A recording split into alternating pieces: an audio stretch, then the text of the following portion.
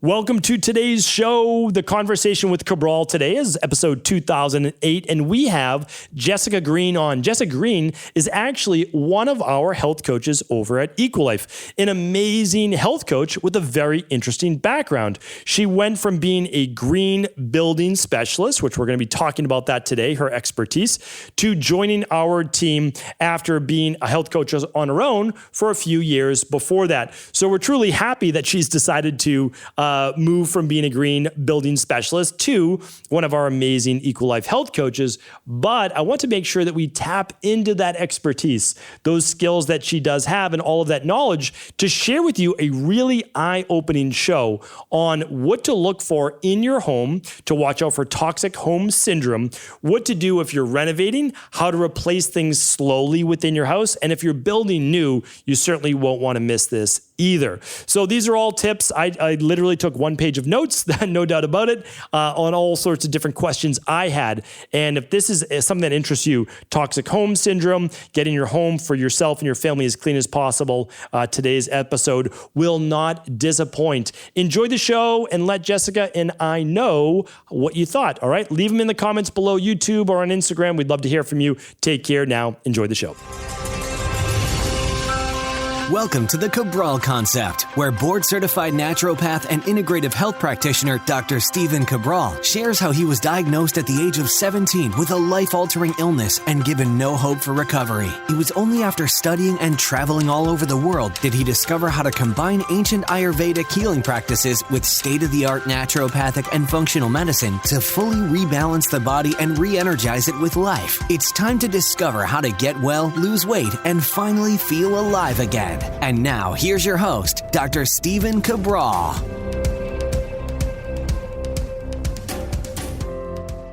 Hi, everyone. Welcome back to the Cabral Concept. Great to have you here today. Excited to be able to go through a topic that I am extremely interested in, but know very little about. So with me here today is Jessica Green.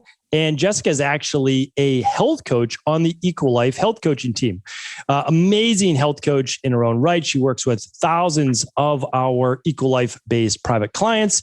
You may have even had a lab coaching call with her. But in Jessica's, as I like to say, former life, she was a green building specialist. I'll let her give you her exact title and exactly what it is, because again, so much of this is new to me. I may have studied the toxins, but that doesn't mean that I necessarily know how do we build as toxic free and as energy saving as we can.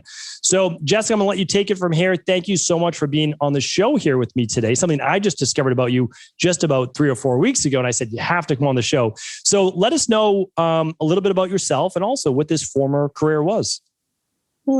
Thank you for that introduction, Dr. Cabral. So I'm a health coach, as you said now, and I made that transition a few years ago. Before then, I was in the world of green building, and there have been iterations. I started that career path in 2005. It's actually my second career path. And I spent a little over 10 years in that career path, moving from green building consulting to sustainability consulting, so a little bit more broad, and then into high performance building at a corporation. And it's been quite a journey, definitely a lot of learning experiences along the way. And, the reason why I shifted into the health related industry was because, like many of us health coaches, I ended up with some health issues, chronic health conditions. And I tried so many different things to help improve that. And it really wasn't until I made that shift to learn to become a health coach that I started to understand health at a deeper level and understood healing practices. In fact, reading your book, The Rain Barrel Effect, while I was becoming an IHP was just hitting everything. It's like, yes, this is exactly what I needed to see, what I needed to read. So that was a really wonderful book. I'm so glad that you wrote that. Well, I'm glad that you are now on our Equilife team as well. We have such an amazing health coaching team. It really is. And it's also very diverse, which is why when we, at least you and I, are on those Monday and Thursday meetings, it's everybody's voice counts. It's like, okay, well, what are your thoughts? What are your thoughts? Like how, and go back and forth. So it's a great group of people. But what I want to do today is not necessarily focus on health coaching, but focus more on the place that we spend probably the most time. Besides maybe an office building, we spend that time at least for 8 hours overnight trying to get a good night's sleep. And what I realized was that a lot of the issues that people have are from toxic homes. And it's not just mold, right? We always focus on mold. Okay, got to watch the mold. 52% of all homes in New England, in the United States, as well as the UK, have mold in them. And if you walk outside during the fall or spring in New England, you're breathing in mold. Like that's very difficult to get against. But besides that, there's so many other topics to think about. And what I want to do is try to make this a little bit more approachable so that if someone like me were to build a house in the future, or anyone out there, what would we be looking for? And also, if we're buying a home, what also should we look for? And so what I want to do is just, again, try to make this as easy for us as possible. But right before we get into all the topics that we should be thinking about and what's most important for each person is what exactly, so you did this for basically a decade. What did you help with these companies to do? Like, what was your expertise? Well, that's a great question. I had a number of hats that I wore. And, a lot of times when working with companies in the green building world, they're interested primarily in anything that affects the bottom line. So energy and water savings kind of floats to the top. Other things like low VOC materials, which improve air quality, and mechanical systems that improve air quality. Those are somewhat important, maybe a little bit less important. I really focused in on materials for the longest time, not the entire duration of my career, but a lot of it was spent on materials and siting. And the materials would be anything from sourcing, like the sustainability of materials, carbon, sort of embodied carbon of materials, all the way to do they off-gas, do they cause health problems for the occupants? That's good. So that's good to know. Mm-hmm. And I also worked on policies, a variety of policies having to do with overall health impact of people in the building and around the building too. So pest management programs and housekeeping programs. So I dove into cleaning products and also, how do you maintain a pest-free building and a pest-free site without, spraying everything with toxins. Yes. And that we have covered on previous shows. So we'll link up to that today. I just want to let people know when we go live with the episode, there's always a URL page. I'll send you to that. I don't have the exact number. This is slated to come out around episode 2008. So we'll certainly link up to that. But one thing for the pest management, because again, living in New England myself and having a place in Maine, there's ticks and there's mosquitoes everywhere.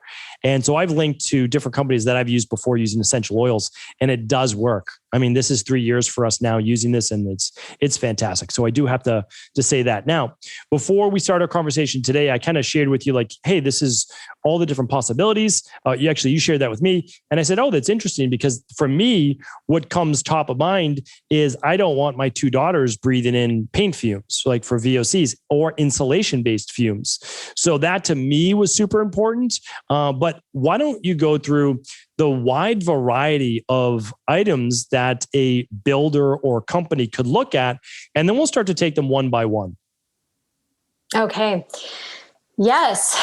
So why don't we just start with indoor air quality, since that's kind of a big one with regard to health, right? So indoor air quality can cover everything from how your house's ventilation system is set up, all the way to the paint that you put on the walls, right? So just in terms of ventilation is really important for a house, and not all houses have central air systems. But what's really important is that you have a way to move oxygen into the space. When CO2 levels get above, I want to say it's around 800 to 1,000 parts per million, you start to suffer. You start to feel fatigued. You start to get headaches. So it's really important to get that outside air into the building. So that's number one. And you could either do that by opening windows and getting a cross breeze. So if you have an existing house, that would be good. If it's a new build house, you want a whole house fan, at least one on each floor. That's usually located in the laundry room. For smaller houses, you can get away with a whole house fan kind of doubling up as your bathroom fan, but then it really needs to be going for a certain period of time every day. With HVAC systems, it's really important, if you can, have it set up so there's intake air from the outside to allow for fresh air to come in. So it kind of depends on what your housing situation is, how big your house is, if it's a new construction or an existing construction. Now, in terms of VOCs, the great thing is that there's been a lot of progress since the time that I started in the green building world in 2005. Back then, it was really hard to find zero VOC paints, but now you could get it at Home Depot. So it's not even an issue. So, but there are different things that you could do along the painting world and the finishes. So for paint, you could go with like a milk-based paint, a clay-based paint. Those are very low toxic paints. They don't have any petrochemicals to speak of. So that's an option as well. Either way, you're not going to get VOCs, but the material and the sourcing changes in terms of sort of the sustainability of it. So there's that piece. The other piece is that whenever you're looking at finishes for like kitchen cabinets and also for wood, like wood floors, look for water-based, not oil-based. Anything that's oil-based is just going to off-gas for weeks and weeks, maybe even months. It's going to cause headaches. It's not a good smell, kind of like the new home smell is not a good smell. It shouldn't smell like anything. It should smell like just nothing, right? New car smell, same thing, right? We don't like new car smell. That's a bad idea. So those it's funny are how people try to recreate the new car smell by putting in toxic like air filter things into their car to recreate that. But yeah, and that's why we're doing a show like this, is to get that education out there, because what I heard you say for those three things for indoor air quality was make sure that the air is moving inside of the house. Because if the air is stagnant, yes, there's carbon dioxide buildup, but also that's when the humidity or dampness or mold can really start to accumulate as well. It also no VOC paint. So again, if I'm even looking back to when I built out my second location back in 2013, all I could get was low VOC. So I couldn't go no VOC, which was interesting. And then water-based finishers for the floor, like a polyurethane type is what you're talking about, right? But water-based. Yeah. So it wouldn't be polyurethane. And that's something we're able to do. Those are three, again, great recommendations. And then what about a whole house filter? How would that work versus like the air doctor that we recommend or the IQ Air? Oh, that's a great question. So if you do have a forced air heating system, having a HEPA filter would be amazing, but a lot of household systems don't take HEPA filters. It's just too much energy to suck air through one of those suckers. So then you're looking at filters that are graded. And, I would say the minimum grading that you want on a filter is like an 8, going up to a MERV 13 filter. A MERV 13 is very nice. It's good to have that kind of a filter if you have allergies, for instance, because that'll take out pollen. But a HEPA filter, like on an air doctor, that's a little bit different. That takes it to the next level. It's really hard to get a household system that would be the equivalent of like an air doctor. So having an air doctor is really helpful, especially during right now. It's the fire season. I know there's a huge fire going on in Oregon right now, and I'm in the Pacific Northwest.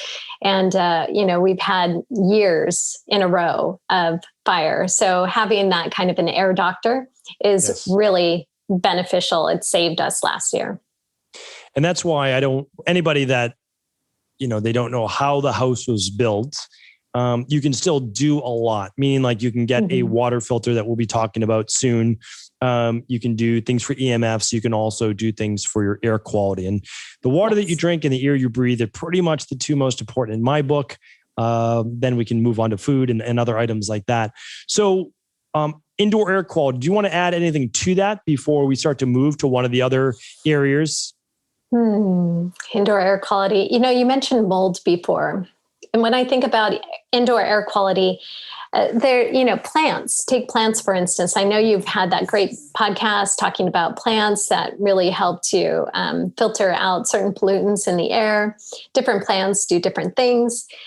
Plants are really excellent, but if you overwater them and they start to grow mold, they are not excellent. They're very bad. So just a word of advice around cleaning the air with plants. I see you have a lot of plants in your background. I've got a plant here and one on my shelf. Just making sure that you don't overwater them and checking them occasionally for mold. This is especially important around fertilizing. When you fertilize them, a lot of times they'll start to grow mold. So you've got to be careful about that. So that is a great tip. And about 2 weeks before this show will go live, we actually have a Friday review talking about mold on household plants. So this is very timely. If people didn't listen to that, definitely listen to it.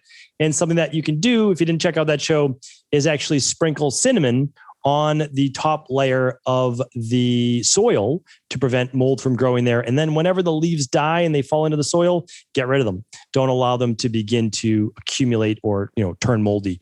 I was a classic overwater. I thought the more water, like anything else, well, that's good. We got to hydrate them every day. Now I know I water my plants once a week. That's it. And they seem to be much happier that way as well. Yep. So good tips right there. Let's move on to the next topic. I mean, we've got a lot to go through. Some of them will be energy savings, money saving as well. And some of them are just toxicity. And I think both are equally important, of course, because if we can save money at the same time, we can also be healthier. Then that's what we want to do. So what's the next topic that comes to mind? Well, I think energy efficiency is a really important topic to address.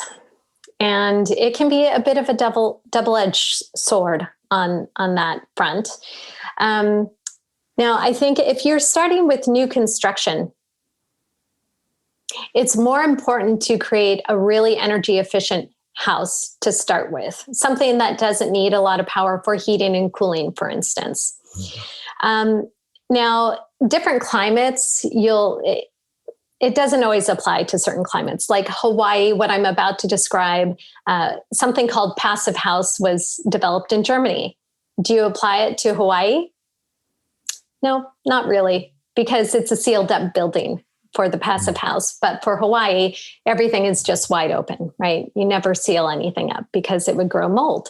So passive house is a great model to look at in terms of the energy efficiency of the windows, the insulation value of the walls, insulation value of the roof, insulation value of your slab or your basement. So basically, it's creating an environment that requires less energy to run on in the first place. You could also incorporate skylights or solar tubes to bring natural light into the space, so you could reduce the amount of artificial lighting that you have. So all of these strategies are really helpful. Also, getting energy efficient appliances are really important, but you can take it a step too far. I don't like smart homes. I don't like smart equipment. I don't like smart lighting. And the reason is because then you're just getting bombarded constantly with electromagnetic frequencies, which, as you and I know, are detrimental to your health. So I'd rather have a dumb home that's really well insulated rather than have a smart home. Now, there's some mistakes I think people make too with regard to existing homes. So for instance, say if you have a 1920s era home, something a little older that has lath and plaster. What some people will do is stuff the walls with insulation. lath and plaster is meant to breathe. So when you stuff a home with insulation, not only will it just settle in the bottom and not really insulate very well, but it could cause some other issues with regard to how the air moves through the space. So in that, I think when you get into existing homes, it gets a little bit more complicated. What about for a lot of people that are doing blown-in insulation and more of the hard foam core, where they spray that in? It actually acts as a almost structural basis for the roof and for the walls, and it makes everything really airtight. I mean, they do it a lot in New England, and it dramatically reduces, as long as you have pretty good windows, dramatically reduces your heating bills. And I would say air conditioning as well, keeps it in. But that has to be toxic, right? It has to be toxic fumes, or am I incorrect? No, a lot of them, yeah. When you do a spray in, that's an actual foam that then hardens. Mm-hmm. Those tend to be pretty toxic. There are some not non-toxic, but less toxic options. Some soy-based blow-in or foam insulation can be helpful. In terms of other insulations, I believe that there's also mushroom-based insulation, but that's an exterior panel that you could put on your house. Say if you're doing a re-siding project and you want to add more insulation, say if you have an existing house with 2x4 walls, you're putting in, say, soy-based insulation in the middle of it. And then on the exterior, you decide, oh, I want a little bit more R value. R value is the insulation value. And on that, instead of picking like a more styrofoam-based product, you could pick more of like a mushroom-based product, some other type of product, more of a bio-based product. So that's a wet but then you would before the shingles go on? Okay, and then the siding goes on after that. Yeah, the siding goes on. But for wet environments, it's highly recommended typically to have some sort of a rain screen on that. So then you have a bit of a gap between your insulation and then your actual siding, so that if moisture does get in, then it just sheets down. It just runs down through a gap. And then there's like a screen at the bottom so that insects don't crawl in and make a home there. Got it. That makes sense. Yes, That makes a lot of sense. So we talked about the energy savings there. And I know that you mentioned, creating a not so smart home, which would be, I think, again, for most people, maybe not as high tech as they would like, but what are some intermediaries? Like, what's a happy medium that we could do? Maybe not the entire house is like out of the movie Iron Man or something, where everything's controlled by some artificial intelligence. But I know that a lot of people, including myself, they like to have a smart thermostat where they could turn it down when they're not home and turn it up before they do get home. But what would you consider, again, like a couple of these happy mediums? Okay. Well, definitely you could get a smart thermostat that's wired instead of Wi-Fi. Mm-hmm. In terms of setting that up so it links to your phone, I kind of have a feeling that you'd need that Wi-Fi connection. But that's something that people could work out with their HVAC company to see if there's an option for that to still be wired, not a Wi-Fi, and to connect to your phone. Otherwise, then you're left with programming, right? Which you can absolutely do. You could say, oh, I want it to be in the away mode, like the one that I have, it has an away mode. If I want to set it for different seasons, I could set it for different seasons to heating and cooling. So that's one thing that you could do. You could definitely have smart thermostats without it being completely reliant on Wi-Fi devices. Yeah, absolutely. And those could be put on airplane mode if needed. You can actually turn that off on your phone too, which is what I do. So I think that is nice because that takes away. And then from there, it's like, okay, let's get into lighting, because a lot of people are using now smart lighting, as they call it. They can make it change colors. They can do it all with Alexa. They can do all the different things, which of course needs Bluetooth and it needs Wi-Fi. And all of these are matched up to all the individual lights because they're typically on their own little circuit or so. So tell us a little bit about energy saving lights and some of the downsides that I've seen for sure with a lot of these LED lights and mercury and all that, but also in terms of Wi-Fi and Bluetooth, et cetera. Okay. So with regard to lighting, There are different components of lighting, right? There's the eye strain piece that, fluorescence. Oh my gosh. Yeah. Fluorescence. They cause a lot of eye strain for people. You could actually, your eye is constantly adjusting to try to adjust to the light flickering, right? Yes. But with fluorescent lights, you could actually see the flicker. With LED lighting, your eyes are still trying to adjust to that flickering. So that can cause a sense of eye strain, maybe cause some headaches. But also the lighting tends to be pretty cool. And, in terms of general lighting practices inside, I feel that we need to stick with the warmer lights. But then you think about the diurnal rhythm as well, sort of a natural diurnal rhythm. Besides optimizing the natural light from the outside, so creating opportunities for more natural lighting to get in, either through the solar tubes, which are just basically it's like a skylight, only it's in a tube form, literally, and it looks just like a can light. So you would never really notice the difference. But it provides natural lighting to come into your house from the outside. Can you put in a solar tube if you've already built your house, or does that have to be from new construction? No, you could do it for existing homes. And that's not too big of a deal to put one in? Nope.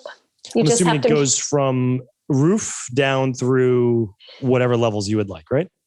Yes. Now, typically you would have it go just through one level, right? Mm-hmm. Because otherwise you're going to have to build some sort of a chase to house the tube.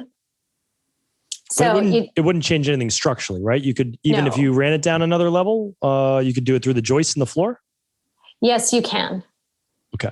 So yeah. I'm just trying to think, let's say you've got your bedrooms on the top level and you've got your living on the first level. You don't have a lot of lights in the house, too difficult for you to put in big skylights. Maybe it is easier to put in one of these solar tubes. It sounds pretty amazing as well. I've never heard of them before.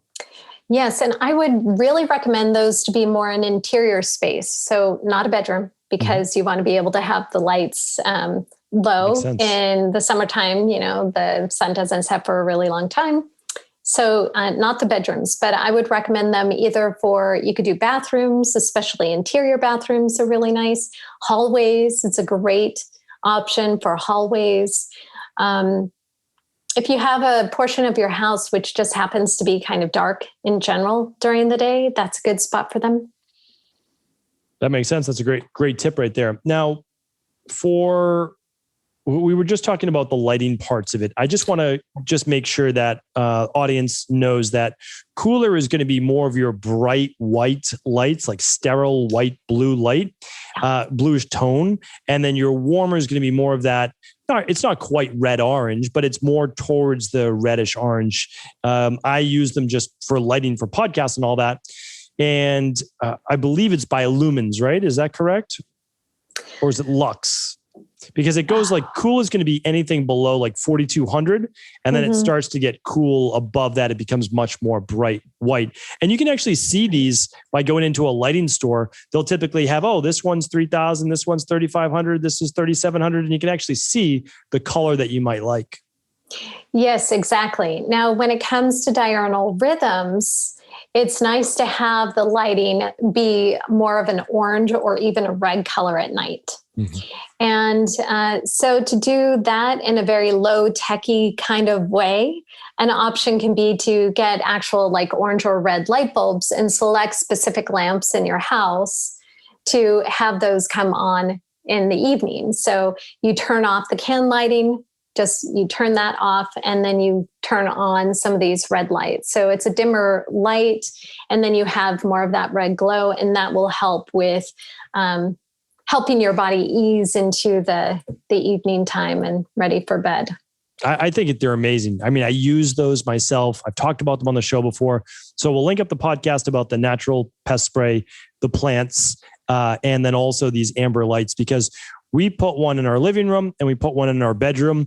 And not only, I think it just looks amazing, like this cool orange light, but it's almost like a salt lamp, but not as bright. It's more of that true amber color. And then it's basically a signaling of your mind as well. Like, oh, it's evening time. It's a time to relax. Now we relax. And once these lights go on. So I think it's great. I really do. And this is something I can't recommend enough, because literally all you do is take your existing lamps and pop one of those in there. And probably for most, whatever type of lights you have, you can absolutely get one. You can even get the really, high-end looking ones like the Edison light bulbs. They do some more amber-based ones. Yes, they do. In fact, you could get the Edison light bulbs to look like real Edison bulbs, but they're really LEDs. I love that. I love that design has come such a long way, where you could get a really nice aesthetic with it still being energy efficient and still being the gradation of color that you want. Let's talk a little bit about these LED lights, because these are the ones that basically last 10 years. They essentially last forever. You can put them in your home. And you can get the different colors that you want, the different hues that you want, but it's, to my knowledge, these can be very dangerous if broken. Have you read up on that? Do you know anything about the higher levels of mercury in them? LEDs, I think you're thinking about the fluorescent bulbs. The fluorescent bulbs have mercury. The LEDs don't have mercury. I thought the new LED bulbs that were slower to come on, but then they stay bright and you can keep them on basically forever, they had mercury inside. I'm going to look that up. That may not actually be true. So I'm going to put that on today's show notes. That would be new to me. All right. So we're going to look that one up, and I'll mark it down here on the show. So anything else that you want to go over on lighting? We went through a lot of what you can add to either existing homes or a build for new, but anything else we should be thinking about? In terms of energy in general, not just energy efficiency, but the way that we're exposed to energy, just thinking about, where your sockets are, where your light sockets are in relationship to your bed, where your bed is in relationship to the walls will matter in terms of the amount of EMFs that you get at night. And since you sleep in your bed for such a long time, that kind of exposure is really important to consider. So keeping your bed away from the walls or having it only near one wall is better than having it in a corner, because you'll get more radiation from that. The other thing is that you can get panels that attached to, they're like a special panel that you add on to your existing electric panel, and that can cut down on dirty electricity. So that's something that you could do for an existing house, or you could plan for that for a new house. Tell us a little bit more about that. Is that when you essentially kill the power to the bedrooms at night at a specific time? No, that you're thinking of a master switch. A master switch is really nice. You could put that in any room, or you can literally turn off the bedroom, all the electricity to the bedroom from your electrical panel, because every room is on its own circuit. Yeah. So I mean, I love that idea, because the problem is if you move into a house and you weren't the one that designed this house. Now, if you're designing it, just think about, where is the bed going to go in that bedroom for yourself, your guests, your kids, because I didn't know this ahead of time. And behind my bed are literally two outlets, which is great if you want lamps beside your bed, right? Because then you have your partner and you can have your own little lamp there. The problem is that your head is literally against the outlet. And then once you realize, oh, I shouldn't plug in the thing, because then I even get more EMFs and radiation, you unplug it. Well, there's still that dirty electricity that your head is literally right against. So now knowing that, there's patches, there are things that you can put over it so that you don't get as much of the EMFs. But if you were designing ahead of time, know where your bed's going to go, put the outlets against the walls, not against behind your bed. I had to do the same for my daughters. I had to move my daughter's bed away from the wall, because when they're sleeping there and kids are going to be greatly affected by it. I tested it with my EMF reader and the radiation, and EMFs were quite high. Yes, they get very high with that. let's go back to what you were talking about. So it's not the master switch, which literally, by the way, another one is really great idea. You don't have to go down to your circuit breaker. Like ours is in the basement or in the garage. So you can actually do it for the bedroom.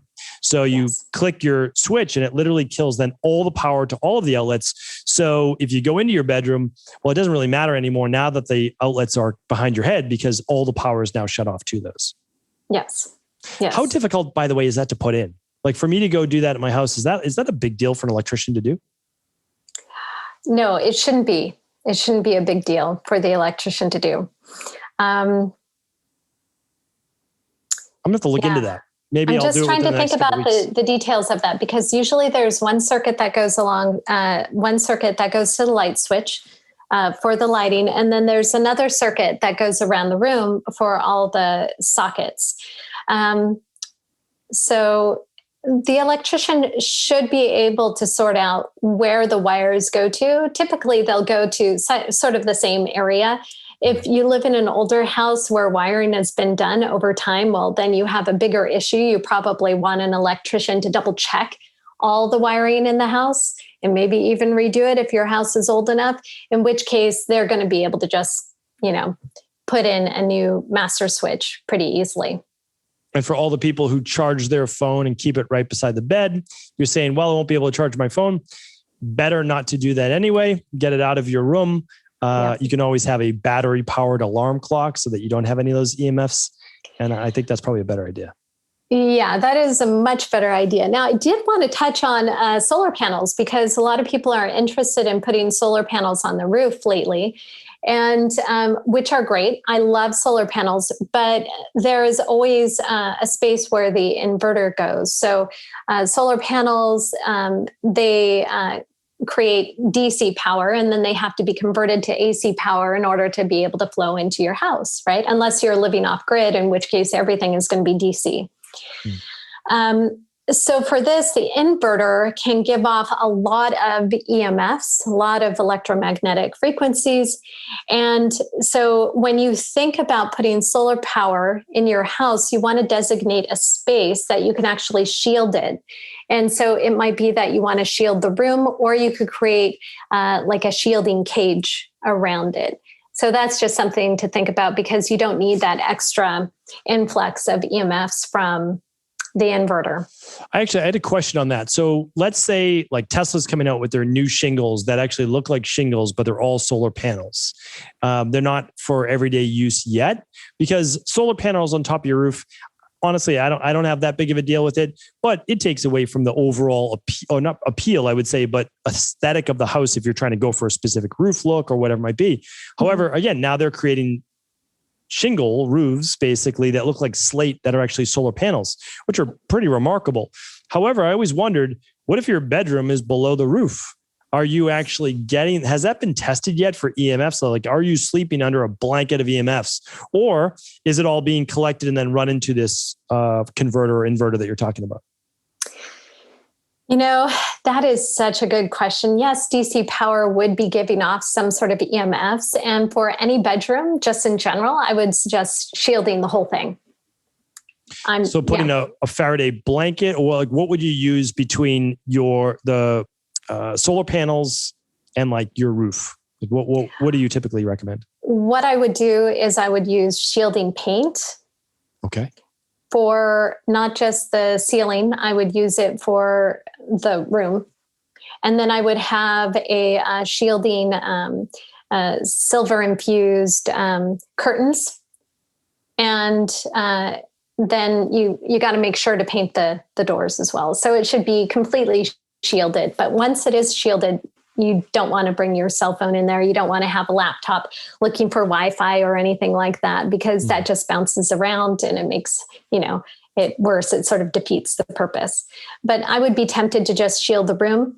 In fact, we're going to be working on our house renovation project. When I moved in, I project managed the gutting of the house and sort of rebuilding the inside. But now we're going to go up.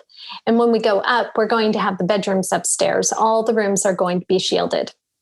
That's great.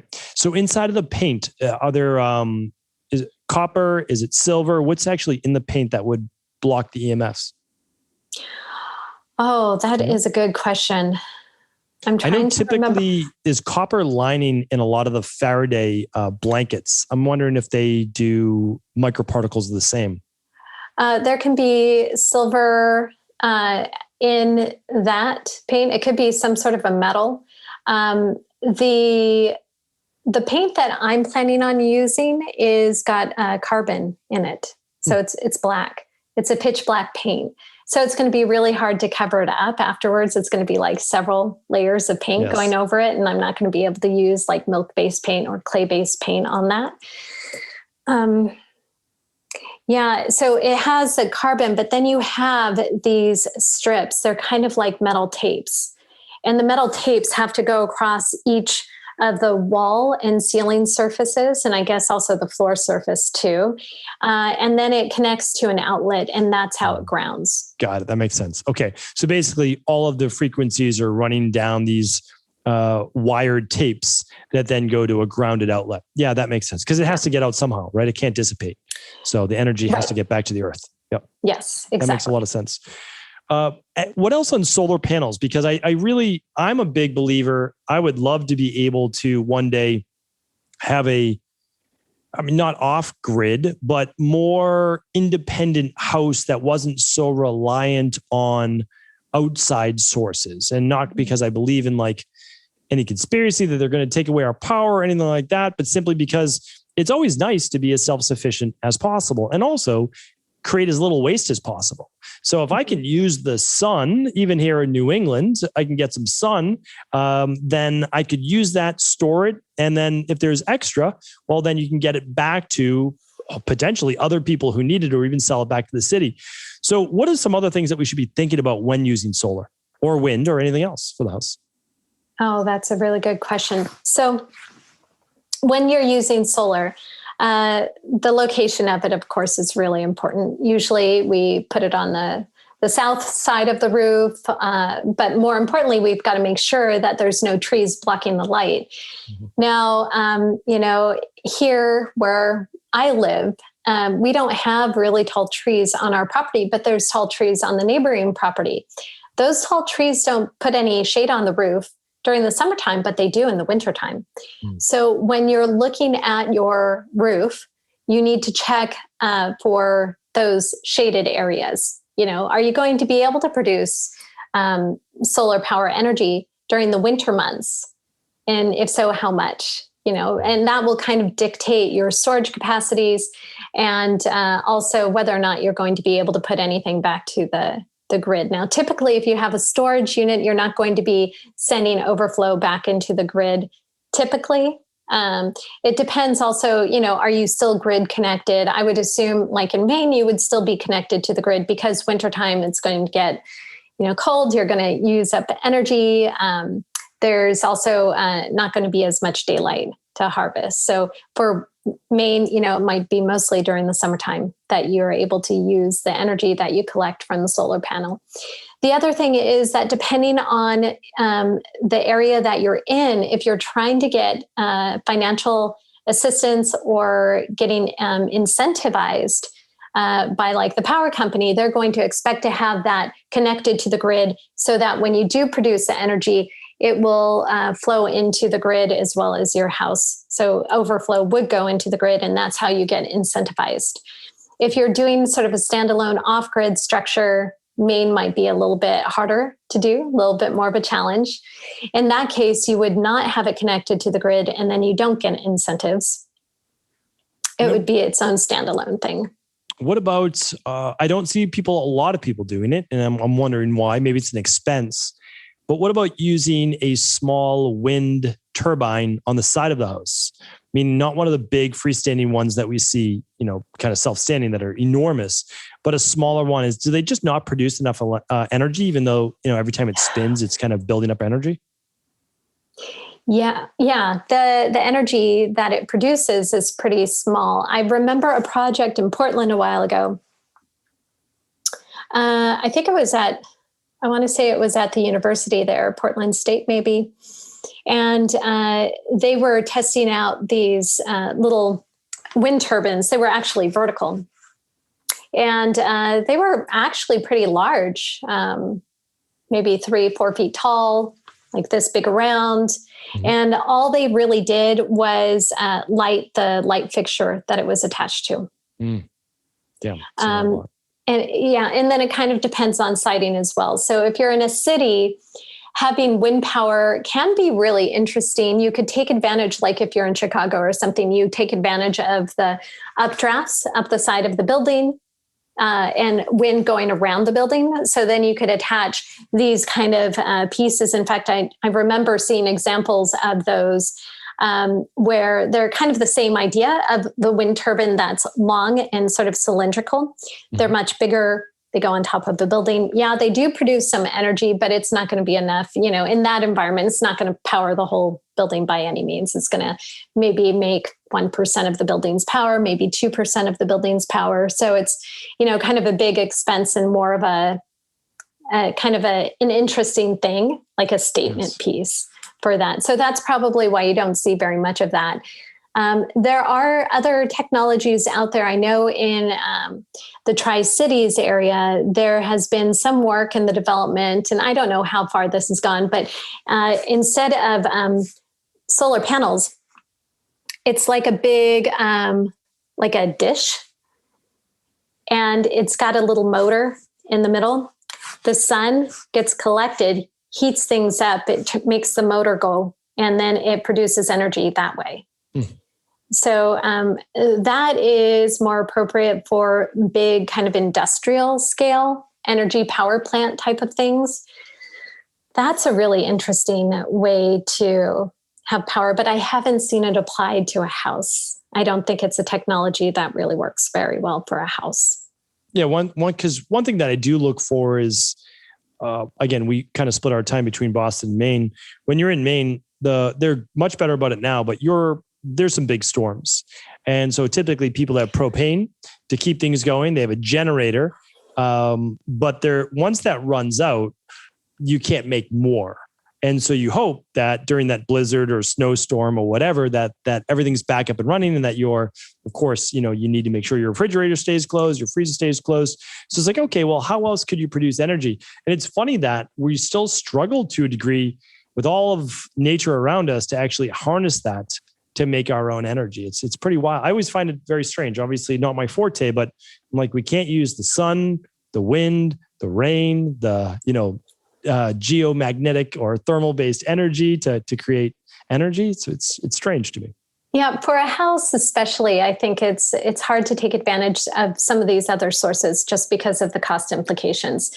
Depending on where you're at, though, taking advantage of the geothermal energy could be a possibility, right? There's different ways to do it. One of the ways is to have to tunnel down, drill really, really deep, and you could make it like a closed loop system or an open loop system where maybe you're taking groundwater up to the surface in order to cool the building. You could also make it more temperate during the winter months, right? Because the earth is at more of a constant temperature.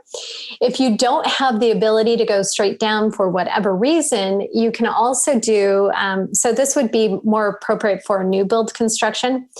You can actually have like this series of trenches just going underneath your house. They'd be still pretty deep, at least 5 feet or more. It's trying to get to that sort of more constant state temperature. And you can take that for heating or cooling, and that could be a closed loop system. So in that case, it might go to, say, a radiant floor system, something like that. But you wouldn't, it wouldn't heat your house completely during the winter. It would just be more of a consistent. So instead of 0 degrees, it would bring in warmth that would maybe preheat a system. Yes. How do you feel about radiant floors? Do you think they should be water heated? Are you good with electric coils? What do you think about that? I think water is better. In fact, in the house that my husband and I first bought together in Portland, we renovated it. It was a 1920s era house. And the floor, we had 2 types of floor, but we put in our own radiant floor heating system. There's different ways to do it. This case, we had a basement. So for what we did on the main floor of the house, which was pretty small, it was a small house, we had it's just a water heater. Now you could use a boiler if you have a bigger house, but you would have a water heater, and then you would have that linked to a thermostat, and then you'd run PEX pipe through just underneath the board, and they call it staple up. So what you get are like these metal aluminum panels where you literally staple up and you have the pipe going through them. So that's what we did for the floor heating, and that was really lovely. The pets really loved it. They would just lounge on the floor. The heat would go on. It heats really efficiently. It heats more efficiently than forced air does, because forced air doesn't warm up the surfaces. When you have radiant heating, you're not only heating up the surface of the floor, but you can also heat up the walls. It does not work if you have carpet, though. The other great way to do this is what we did for the basement, in which case we had a grid. So it's like a metal grate. And then we tied the PEX pipe to that grid, and then we poured another layer of concrete on it. So just a thin layer of concrete. And that was really amazing. You have to insulate that, though, underneath. So you can't just put it on the slab, or else the ground will get your heat instead of the room. So you insulate that, put the pipes on, pour the concrete, and then you get this really nice radiant heat throughout that floor. And the PEX pipe is really just, we're talking about flexible water tube piping, right? Yes, exactly. That you can run. Okay. So yes. Just one thing on that, since we're talking about floors, that was a really good tip too with the basement, because a lot of people say, okay, I want to build out another 300 square feet in my house. And you can take a basement 10 feet by 30 feet and you can have, okay, now I've got another 300 feet. It could be a teenager's bedroom, a play space, a study, whatever you want to do. And a lot of people are doing that now because they might want to upgrade their homes, but home prices are unbelievably crazy right now. So they're saying, hey, why don't I renovate? And it's probably a good idea. So when you're renovating and you're doing that basement, you want to just make sure you want to watch for water seepage and humidity and mold as well, right? Because mold loves to live in dark, damp places. So give us a couple basement tips. Okay, basement tips. So best thing is to keep water from flowing to your house in the first place. So I would start with the exterior of the house. If you have an existing basement, to dig outside around the basement and put water barriers on the exterior, and then a drainage system. You could either put the drainage system right up against the wall, and there's drainage systems that are very specific to that situation. Mm-hmm. So you put that on the hilly side. Say if you have a basement that's kind of lit, it's on a hill, you would just put it on the part that goes in the ground, right? So that's a piece of the puzzle. So keeping the water away from the foundation to start with. And then on the inside, presumably in that circumstance, you wouldn't need to put an extra water barrier on the inside. Now, if you don't have that opportunity to dig all the way down for whatever reason, then what you can do is just make sure that any rainwater falling near your house is shedding away from your house. And then you could put a French drain farther out, so a few feet away. So you have a little bit of a slope, French drain, and then it goes around your house to make sure that water doesn't really collect and puddle. And then on the inside, you would paint a water barrier, put a water barrier on that, and then you would build a wall within that. So you do like 2x4 construction. You could still have insulation on the inside, but you need an air gap as well.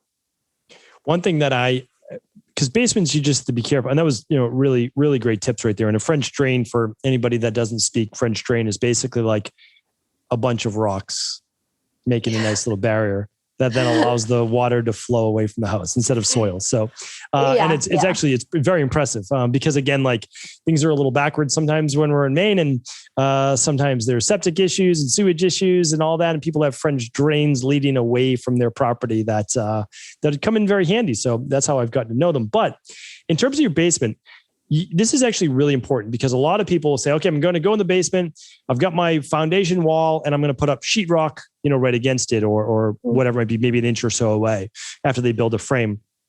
Problem is, if the water seeps in and it touches the insulation or the back of your sheetrock, you're going to get mold and you're not going to see it.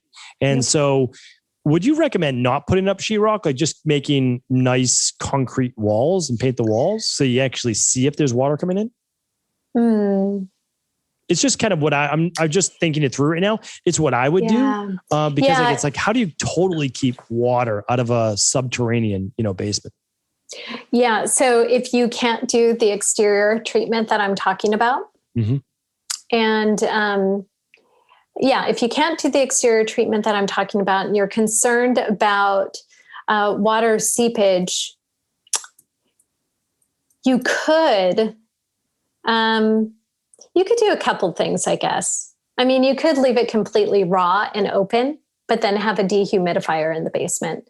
So that would be like the lowest hanging fruit. That would be like a cheap solution. But you'd have to make sure that that dehumidifier is attached to something that it goes into a drain so that it leaves the space, right? Yes. So that's one option. The other option, like I said, is to coat and seal the concrete. It doesn't look pretty though. So, I'm not sure about trying to make that a finish because it could be a funny color that you don't like. It could be black. It could be orange, And can you paint over it though? That's a good question. I'd have to look into that to see what the possibilities are for painting over it. I feel like with that finish, it is a sealant. So getting a paint to stick to something that's slick like that, I suppose it's possible that you could prime it and then paint something on top of it. I just worry about the paint peeling off. Right. What about, and that makes sense. What about doing, instead of drywall, a like stone surface, like the 1/4-inch brick or 1/4-inch stone? Oh, to make it look a really little nicer. Yeah. Okay. Just thinking of possibilities. So in that circumstance, in that case, you could do it two ways. So you could either let the whole place breathe. And so say if you have stone finishes, you'll have the mortar, right? And the mortar should be breathable. It'll still stick the stone to it, but it's going to be breathable. And then the grout, of course, is breathable. And then you wouldn't really seal it. You wouldn't seal it because then you want it to breathe, right? Same with a basement floor. So with a basement floor, if you think about actually basement floors, this is really interesting. If you don't have, like you have a really old house and it's got like dirt floors still, you could take advantage of that. What you could do is you'd put a barrier. The barrier could be, it could be something that is just more for the structure, for keeping the floor from wobbling. And then you could put a layer of sand on that. And then you could put a layer of stone on that and just have it dry set. So this would be more in keeping with like old cottages from like several hundred years ago, maybe in England. I've seen this on historic building projects where they leave that. Again, they're leaving it very open and flowing, but you still need a dehumidifier for the space just in case, because you also don't want other things in there to mold, like fabrics and wooden furniture. Yes. Yeah. I'm just trying to give people that have an old basement a way to be able to do this. And the reason is that if you get water damage, you need to rip out your floors, your carpets, your walls, everything. So you need to make sure that you are doing some type of water treatment, ideally on the exterior, if needed on the interior, before really finishing it out, because it becomes a real dangerous situation, not just money wise to have to redo it. Because most people won't want to spend the money to redo all of this. And then insurance company might be like, oh, well, we'll pay just for the floors, but not for the walls, because the walls look fine, but they don't see what's behind the walls. So that can especially if that's someone's sleeping area, very damaging to breathe in all those mold spores. So those were all good tips, really good tips. While we're talking about floors, what are some of the best hardwoods or carpets or other types of treatments that we can use inside the house? Okay. So for fluorine, there's different things to look at. In general, I stay away from wall-to-wall carpeting because of allergies, pet dander, chemicals that come in on the bottom of shoes, all of that. I don't really think of rugs as very healthy. But if you were going to go with a carpet, I would tend to go with a pure wool carpet and without any treatment, because wool doesn't need treatment. It's already hydrophobic. So even if you spilt like a black ink cartridge on white wool carpet, like I did once upon a time, you could still take it up. You could take it up because it just sits on the surface. So that's really great in terms of durability as well. Wool carpets, a good grade wool carpet will do that for you. Definitely no treatment. Never get a treatment on a carpet. That's just not healthy. You don't want Scotchgard into your, pet's paws, into your baby's skin, nothing like that. So that's an option. Another option, and this is what I tend to go for, is a hardwood. Now, sourcing of hardwood materials, there's different options. First off, don't get the fake hardwood. That's really vinyl planks. I know a lot of home shows will say, oh, this is so durable. It's perfect for kids, perfect for pets. But that vinyl is off-gassing. It's off-gassing for years in your house. And that's a bad thing. I was going to ask you how long, meaning because a lot of these things, you get insulation, you get the VOC paints, you get the polyurethane. So you're saying years it off gases. Yeah, you might not smell it for years, but the vinyl windows will off gas. The vinyl flooring will off gas. I would avoid it. Now, if you do have a circumstance where you really want some sort of flooring that is inexpensive, like a vinyl, you could get linoleum. Linoleum is completely inert. It lasts for a really long time, so long as you understand the difference in how to take care of that versus, a vinyl flooring. They're two different things. So that's a good option. And you could get those in rolls or in tiles. So you have some design ability in that. It's funny that you mentioned linoleum, because linoleum was like from the 1970s, right? It's like a throwback. Everybody's putting linoleum all over the house. It was easy. You'd roll it right in there. But I'm sure you, just like anything, you've got some pretty fantastic choices now, 40 years later, 50 years later. Oh yeah, it goes back even further though than that. There's, and you talk about the 70s, our ferry boat system still has the original linoleum in most of it. Right? And you just glue that down, right? So you have to use a water-based glue? Yeah, in this case, it would be a water-based glue that you would use for taking that down. So that's really good for wet surfaces. Tile, of course, is really great. You could use natural stone tile, but for kitchens or bathrooms, you always want to seal it. Otherwise it stains, and seal it with a water-based zero VOC sealant. And then in terms of wood, it's really important to look at different pieces of it. For instance, I would not go to like some cheap warehouse and get engineered wood flooring, because who knows what the glue includes, right? Formaldehyde is a thing. Urea formaldehyde glues are really cheap. Not the best thing for breathing in. So when you look for hard flooring, look for like a Floor Score certified. So there's some certifications out there. Floor Score certified is really nice. Also, you might look at sourcing as well. So you could do engineered or completely hardwood flooring, which is a solid wood flooring that you would normally like nail in. That has a different application than, say, an engineered floating floor, which you can, like I said, float it, or you can glue it down. But that's a kind of tongue and groove. The other kind is also kind of tongue and groove, but it's a nail down. So depending on what your substrate is, it might dictate whether or not you do one type of floor versus another.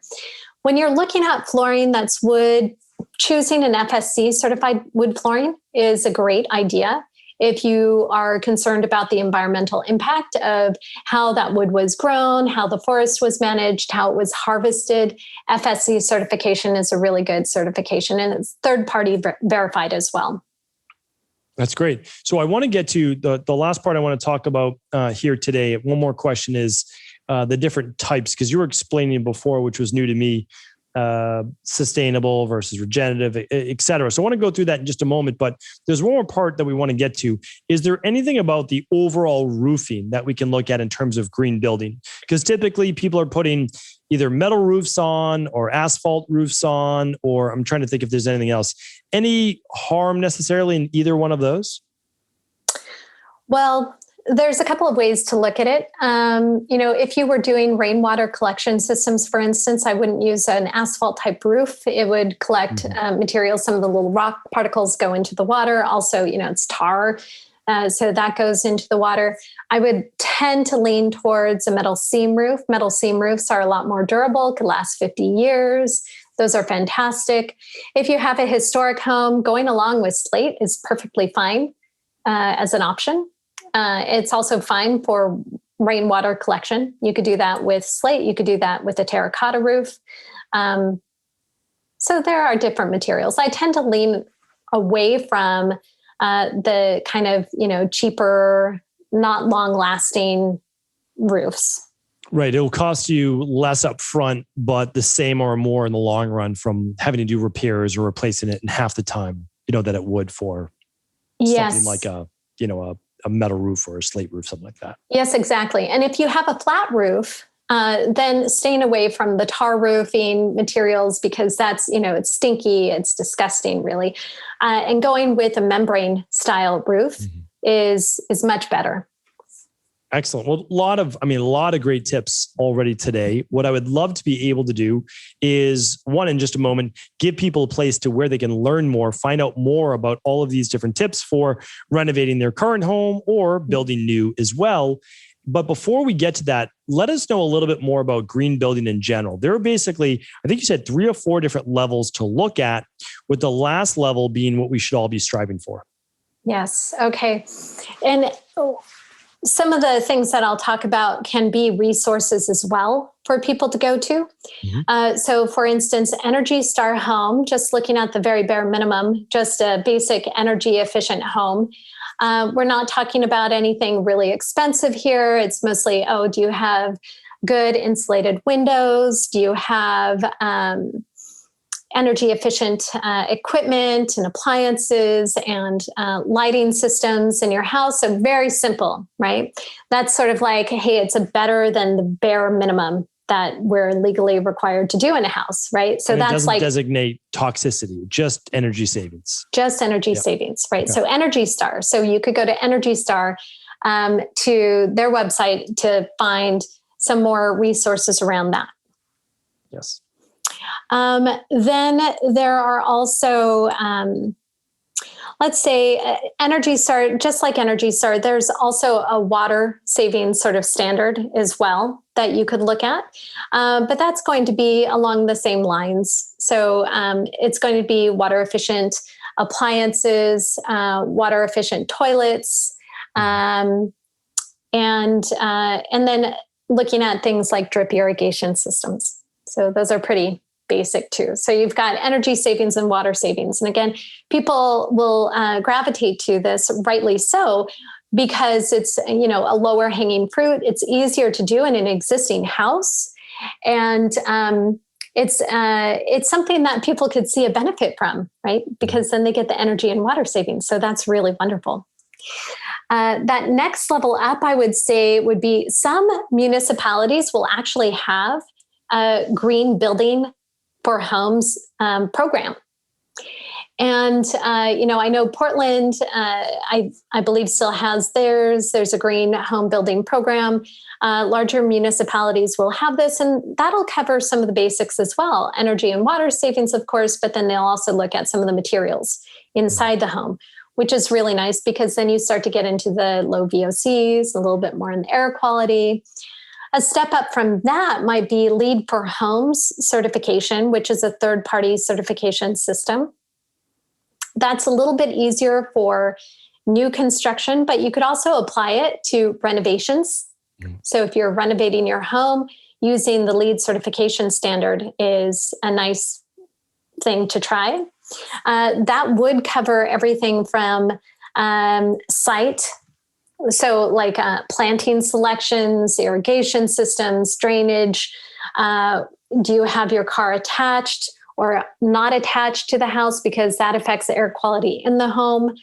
It looks at ventilation in the home. It looks at VOCs, basics for materials. You could even do like sourcing of materials. So there could be some things like FSC certification that I just mentioned, for instance. And then, so that's kind of like a sort of a green home level. I would consider that a perfectly reasonable, green home standard. It's good. It covers a lot of things. Beyond that, you have sort of this, what is sustainable? And I was chatting a little bit with you before we started. There's sort of like sustainable is really not doing bad, but not necessarily doing good, right? Green home certification, I would say, is kind of a little bit below, right? Better than the worst case scenario. And then you go beyond that. And there is something called the Living Building Challenge, which is really interesting because not only does it have a prescriptive piece to it in terms of, how far you could go to get your materials for the project, it also has some standards around performance. So it requires zero net energy, zero net water, both in and out, which is really interesting. This includes sewage waste. So you're actually being measured for an entire year to ensure that, okay, you've met all the requirements. But that program also has this more regenerative piece as well, which that's why it's above the sustainable line. It's that it might be repairing some of the site. So the site topography, maybe the water systems that go through the site. Where does your house sit in the whole scheme of the surrounding area? Is there a piece that could be repaired? And then also just looking at the sourcing for materials. It goes so far as I believe there's still the requirement where vinyl is not allowed in there because it's one of the red listed items. But wiring tends to be coated in vinyl. So then you have this extra step to take. It's like, okay, how do I get the vinyl out of my house? How do I get it out of the sealants that go around my window? How do I get it out of, the wiring? How do I get it out of the wiring from the mechanical systems? All of that gets taken into account. So it's a really amazing system. But of course, you could imagine that the price tag starts to go up in houses like that because there's a lot more to do. There is, and it seems like there's always one more step you can take. One more step you take. We didn't even talk about the landscaping. The exterior landscape in the house. So we'll have to make that a part 2 for the future. But where can people hire a consultant for green building, or do they already have to have an architect designer who does that? That's a really good question. I would say the first step, hiring an architect or a designer that is already well-versed in sustainability. Mm-hmm. And then just checking out their portfolio. Do they have the aesthetic that you like? Do they have the green building knowledge that you like? Ask plenty of questions. That's a good first place to start. A next step beyond that would be to hire a green building consultant. So you could go with, the companies that I worked for, Brightworks, Green Building Services, those don't focus as much on housing like single family homes, but there are definitely companies that do focus on those. You could also, if you're interested in a specific certification, going to Energy Star, going to your local green building program manager, because, a lot of cities have that.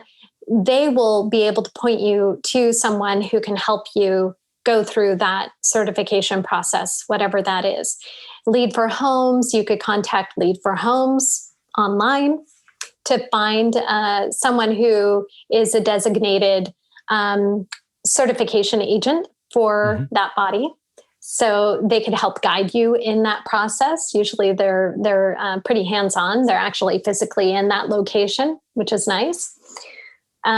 For moving beyond that, you could look at something like Living Future Institute.